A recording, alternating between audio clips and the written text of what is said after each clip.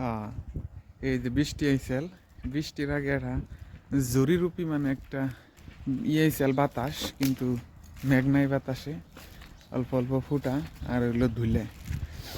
আর বৃষ্টি হয়ে গেলে পায় যে মেঘে রাস্তার মধ্যে মেঘের পানি পড়ে রয়েছে ভিজে ভিজে। প্রথমবার বৃষ্টি এলে আমি গেতেছি নামাজ পড়ার নিগে, ঠিক আছে।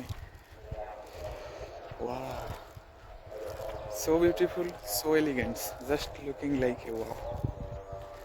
অল্প আগে দেখছিলাম মেলা ঠান্ডা ঠান্ডা হাওয়া, আর হলো বাতাস, বাতাস মানে হাওয়া, তার লগে লগে হইলো ধুলে। আর বৃষ্টি আইছে, না ঠান্ডা আছে না ধুলে আছে। আর এই আমাকে রুমের বুগালে এলো, এটা হইলো একটা গার্ডেনের লাগাল, ঠিক আছে।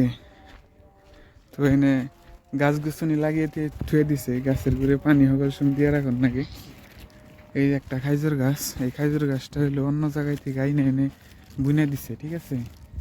এই যে গাছের কিভাবে বেমার হয়েছে খুদ চলে নাই। আর এই যে আইলাম, এটা হইলো মসজিদ, আসরের নামাজ পড়বার নিয়ে গাইলাম, রাস্তায় পানি হয়েছে, ঠিক আছে। একজন মানে আইছে মসজিদে, যারা নামাজ পড়বার নিয়ে আহে আমাকে সাইকেল বাইক নিয়ে আহে, এনে হইলো গাড়ি নিয়ে আহে, 4 চাকা নিয়ে আহে।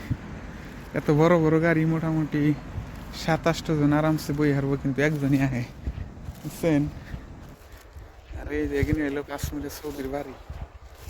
চলেন যাই, মসজিদের ভিতরে দেখা গেল।